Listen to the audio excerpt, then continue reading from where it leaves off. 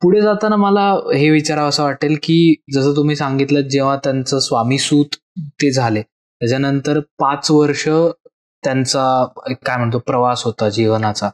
तर मग त्यांनी तुम्ही जो आता मठ सांगितला कांदेवाडीतला तर मग तो कधी स्थापन झाला आणि त्याची काय काय म्हणतात प्रसंग? स्वामी महाराजांनी स्वामी सुतांना जेव्हा पादुका दिल्या तेव्हा त्याने सांगितलं की दरिया किनारी जाके मेरा झेंडा लागा. बर. म्हणजे थोडक्यात काय की मुंबईला जा. मुंबई जी होती की आज पण तो दर्या किनाराच आहे. तो संबंध मुंबई दर्याचा किनार आहे. महाराजांना समजलं म्हणजे स्वामीस्वत महाराजांना समजलं की महाराज आपल्याला घरी जायला सांगतात कारण ते त्यावेळेला कोकणातून येऊन आपल्या नातेवाईकांचं त्याकडे शिक्षण वगैरे झालं नोकरी मिळाली त्याच्यानंतर त्यांची ती बायको आणि एका लहान मुलीबरोबर कामाडीपुऱ्यामध्ये ते एका खोलीमध्ये राहत असत. बरं आता हे सगळं घडलं त्यावेळेला हे त्याला मित्र होते. अच्छा. ह्याच्यातला मोरक्या कोण? पंडित. बर. पंडितांच्यामुळे त्यांचं सगळ्यांचं अक्कलकोटला जाणं झालेलं.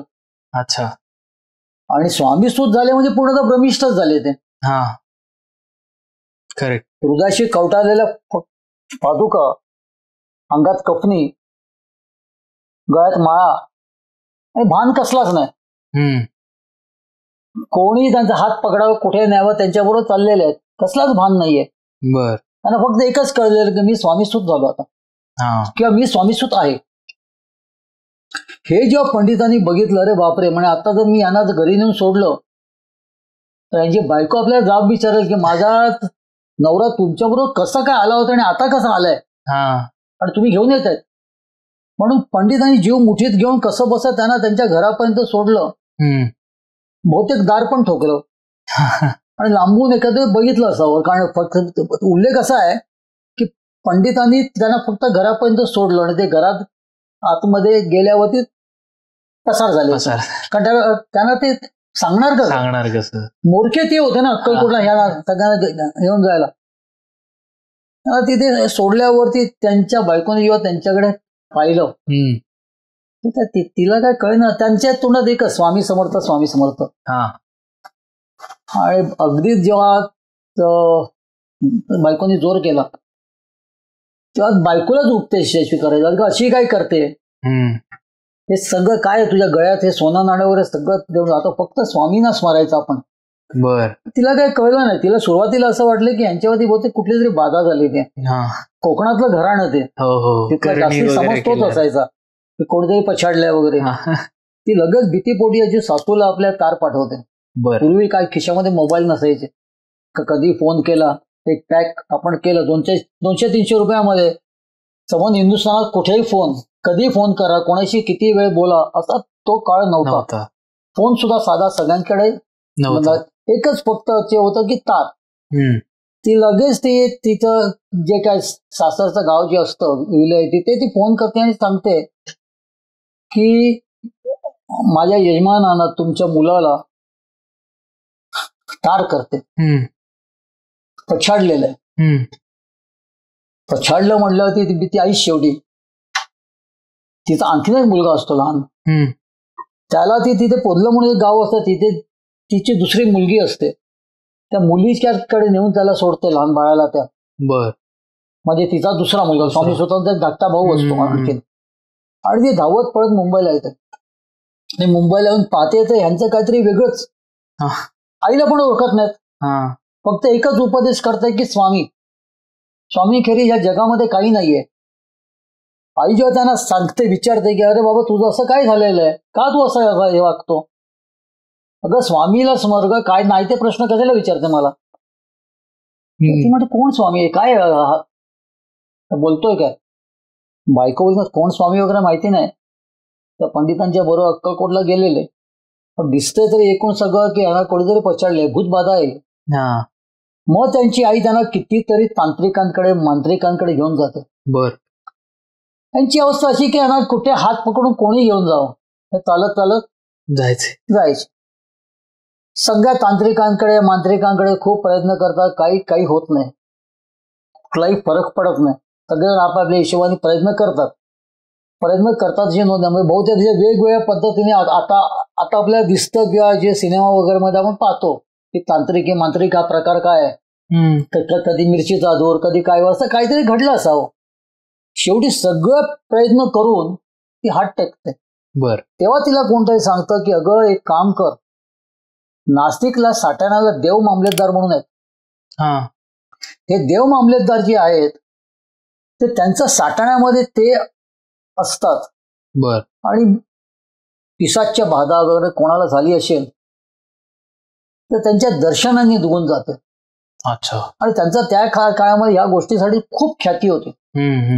ती पण म्हणते हो मी पण काहीतरी माझ्या कानावर आलेलं आहे, म्हणून ते सगळे साठाण्याला त्यांचं जाणं होतं. आई त्यांना साठाण्याला घेऊन जाते. साठाण्याला घेऊन जाते. बाकी एरवी कसं असतं, भूतबीत लागलेले जी कोण माणसं त्यांना आणतात, जो काही समज असतो तो, तर त्यांना त्या हद्दीच्या आतमध्ये खिचून आणायचं असायचं. ते हद्दीमध्ये म्हणा किंवा त्या गावाच्या वेशीच्या आतमध्ये यायला खूप खूप तिथे दंगा करायचे. एकदा वेशीमध्ये आल्या पुन्हा शांत व्हायचे. आता तसं काहीच नाही. हात पकडला, आतमध्ये नेले, आपले आतमध्ये सरळ ते गेले. काकूबाई ते पात्र्याने घाबरते, हे भूत असं आहे. सगळी देव मामलेदारांना पण घाबरत नाहीये, सरळ आपलं येते. ती आणखीन खचते. ती म्हणजे काय चाललंय, म्हणजे काय माझ्या नशिबात आहे. एवढा हातातोंडाकडे आलेला मुलगा, एवढा महत्वाकांक्षी, लहानपणापासून मुंबईत आला वगैरे, आणि परिस्थिती आता अशी झाली की कोणाचंच ऐकत नाहीये. ऐकेल तेव्हा जर आपण काय बोललो तो ऐकेल आपण आणि त्याला समजेल, तर त्याला काय समजतच नाहीये. तिचा जीव नुसता एकदम व्याकुळ तुटत असतो आपल्या मुलासाठी. कसं करता करता ती तिथे समोर येते आणि देव मामलेदारांच्या समोर त्याला उभं करते देवांकडे. देव त्यांना पाहतात आणि सांगतात, अगं बाई हे भूत भलतंच मोठं आहे. ती म्हणजे मग आता करू काय, ज्यानी लावलाय ना तोच उतरवेल, मी काय ते उतरवू शकणार नाही. आता देव मामलेदार हे कोण, तर देव मामलेदारांचा आणि स्वामींचा सुद्धा फार जवळचा संबंध आहे. देव मामलेदार हे स्वामी महाराजांच्या दर्शनासाठी आले होते सगळे, आणि देव मामलेदारांच्याकडे एक शाळीग्राम होता. तो देव मामलेदार एक दिवशी आपल्या अंथरुणावरती झोपलेलं असताना जेव्हा ते स्वामींचं त्यांना स्मरण होतं, त्यांना झोप लागते आणि त्यांचा दृष्टांत होतो. स्वप्नामध्ये त्यांचे स्वामी येतात आणि स्वामी त्यांना तो शाळीग्राम देतात. जो त्यांना जाग आल्याच्या नंतर त्यांच्या अंथरुणात तो मिळालेला असतो. आज सुद्धा तिथे साठाण्याला तो शाळीग्राम आहे महाराजांनी दिलेला. तर ते जेव्हा पाहतात तेव्हा ते पाहतात की हे भूत भलतंच मोठं आहे. तुला सांगतो बाई, ज्याने हे लावलंय त्याला तोच उतरवेल.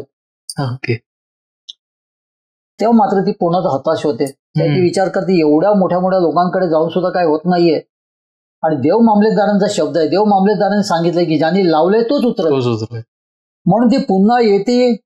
ताराबाई म्हणजे त्यांच्या पत्नी स्वामी सुतांच्या की हरिबांच्या, त्यांच्या स्वाधीन त्यांना करते आणि तडक तिथून जाते. ती सरळ अक्कलकोटला जाते आणि अक्कलकोटला जाऊन महाराज जसे समोर येतात रागाने महाराजांना विचारते, महाराज तुम्हाला अधिकारच काय, पोर माझा आहे, माझा मुलगा आहे, तुम्ही त्याला पार बैरागी करून टाकलेला आहे, ज्याचा संबंध आयुष्याची धुळधाण झालेली आहे, त्याची तिथे बायको रडते, त्याची लहान पोरगी आहे, त्यांनी सगळं बरं. हे जे महाराजांच्या आज्ञेनुसार हे जे इथे मुंबईला येतात ते आल्या त्या महाराजांच्या आज्ञेनुसार काय करतात, तर त्यांच्याकडे असलेली सगळी धनसंपत्ती, सोनं नाणं सगळं लुटवून टाकतात, सगळं वाटून टाकतात, सगळ्यांना देऊन टाकतात.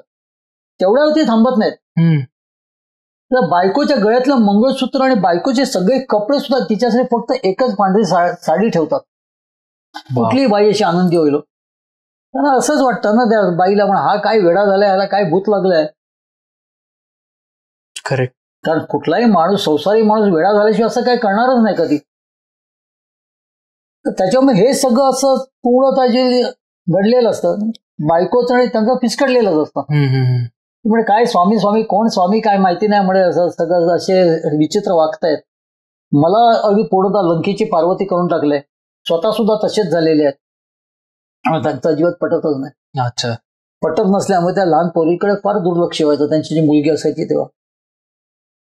काकूबाई मात्र काय करते, हरिबाला, म्हणजे तिच्या दृष्टीने हरिबाज ना ते, हरिबाला आपल्या बायकोच्या स्वाधीन करते आणि जाते थेट अक्कलकोटला आणि महाराजांच्या कणपटीवरती जाऊन बसते. माझ्या पोराला याच्यातून सोडव, मी आता तुम्हाला सोडणार नाही, तुमचा अधिकारच नाही.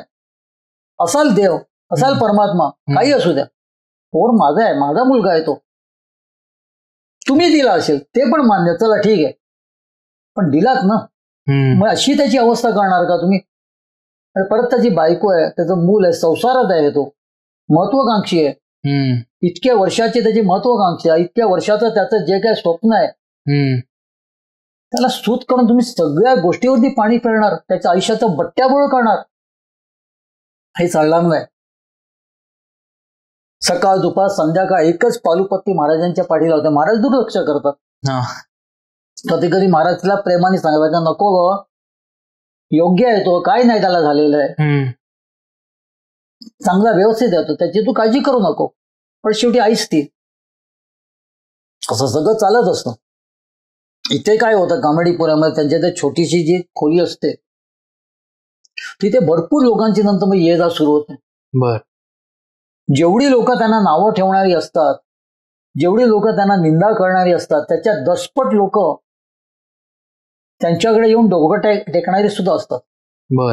कारण प्रपंचिक दुनिया, याच्यामध्ये एक असतं ना की 100 माणसांना हसत असतील, पण काही लोक जे सांगतात की यांच्याकडे गेलो मी, त्यांच्याकडे डोकं टेकलं, ते काहीतरी महाराजांचं काहीतरी नाव सांगतात, स्वामी स्वामी बोला सांगतात, आम्ही तसे बोललो, तसा जप करायला सांगतात, आम्ही तसं केला आणि आम्ही मोठमोठ्या विवंचनेतून आम्ही बाहेर आलो, आमचं आता सुरळीत चाललेलं आहे. हे जेव्हा एकमेकाचं सगळे ते ऐकतात तेव्हा ते जातात तिथे डोकं टेकतात स्वामी सुतांकडे. स्वामी सुत सुद्धा त्यांना प्रेमाने वागवतात, त्यांना सांगतात स्वामींचं नाव घ्या. स्वामी सुतांच्या कितीतरी अभंगांमध्ये असे आहेत अभंगी की जे आलेल्या भक्तांना सांगतायत ते की तुम्ही नाव घ्या स्वामींचं, नाहीतर तो काळ आहे ना तो त्याचा डाव साधेल. अच्छा, काळाला त्यांनी भरपूर शिव्या दिलेल्या आहेत.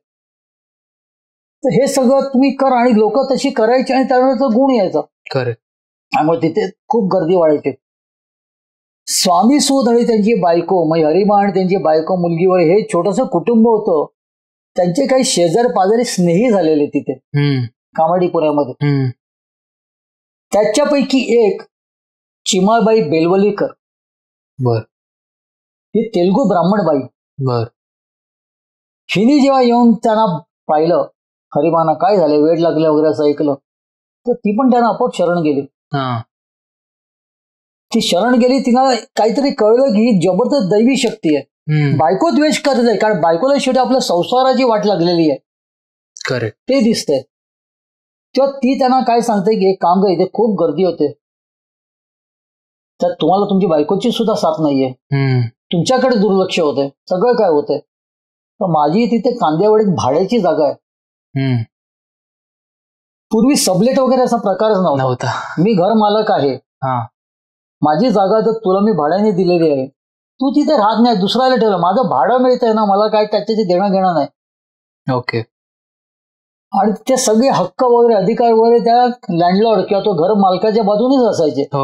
त्याला उद्या वाटलं की ह्याला काढून टाकायचं, तर अगदी 2-3 तासामध्ये त्याला सांगून तो 3ऱ्या तासाला तो तिथून निघून जायचा. कारण इतर ठिकाणी त्याला आरामात जागा मिळायच्या. मुंबईत भरपूर जागा होत्या, तर तिची ती भाड्याची जी काय जागा होती, भाड्याची होती, स्वतःची नव्हती तिची. तर ती म्हणाली माझी भाड्याची ऐसपैस जागा आहे, त्याची नोंद चाळ म्हणून चाळ. अच्छा. तर माझी भाड्याची चाळ आहे, तर तिथे तुम्ही येऊन राहा, ती रिकामीच पडलेली आहे, तर तिथे तुमचे भक्त वगैरे जे कोणी येतात. आणि अशा पद्धतीने स्वामी सूत महाराजांनी कांदिवळीतल्या मठाची स्थापना केली. अच्छा. तिथे नंतर मग गेले. तिथे नंतर मग गेल्यानंतर त्यांच्या पाठी अर्थातच ती पूर्वीचे ते त्यांचं सौभाग्य होती त्यांची ती. त्यामुळे नवऱ्याशी किती पटलं नाही, काही जरी झालं तरी आजच्यासारखं नव्हतं ते. आज नवरा मनाच्या विरुद्ध वागला का लगेच ताबडतोब पिटिशन येतं, फाईल करतात, ते डिवोर्स पाहिजे, सहज डिवोर्स मिळून जातो. त्याला डिवोर्स सुद्धा तुम्ही जसे कर्जबाजारी होणं म्हणजे जेवढं कलंकित होणं, म्हणजे तुम्हाला कलंक लागणं, तेवढंच डिवोर्स असायचं. डिवोर्स म्हणजे फार कुठेतरी घोर पाप. करेक्ट. त्यामुळे डिवोर्स वगैरेचा हा प्रश्न कधी तिच्या मनात आला सुद्धा नसेल. स्वामी सूत महाराज तिथून कामाठीपुरावरनं गिरगावच्या कांदिवळीत आले. तिथे त्यांनी ते स्वामींचं सगळी ती स्थापना केली, स्वामींच्या आत्मलिंगाची. तिथे स्वामी सूत महाराज राहिले, तिथे कांदिवळीच्या मठाची निर्मिती झाली. काकूबाई मात्र तिथेच होता. काही दिवसांनी काकूबाई आल्या, तिथे सगळं काय परिस्थिती पाहिली. लहान मुलीकडे त्या दोघांचे दुर्लक्ष होते. त्यांची पत्नी ताराबाई आहे, ती एकदम उदास आहे आणि सगळंच काय असं चाललंय. मग तेव्हा तिने त्या लहान मुलीला स्वतः बरोबर अक्कलकोटला घेऊन गेली. ती स्वामी महाराजांच्या अंगा खांद्यावर खेळली. बर. ज्याने स्वामी सुत महाराजांची परंपरा पुढे चालवली. बर. पण अशा पद्धतीने कांदिवळीचा मठ स्थापन झाला. आणि मग कांदिवळीच्या मठामध्ये मग काय प्रसंग, मग तिथूनच त्याची सुरुवात झाली. स्वामी सुत महाराज यांनी स्वामी महाराजांची जयंती सुरू केली. तिथे असंख्य लोक वेगवेगळ्या धर्माचे वगैरे येऊ लागले. आणि ते कांदिवळी मठ म्हणजे स्वामी समर्थ महाराजांच्या अस्तित्वाचा एक जलसाच होता. जलसा, जत्राच असायची रोज तिथे. कांदिवळीचा मठ कसा स्थापन झाला तर तो असा स्थापन झाला इसवी सन 1868 साली. बर बर.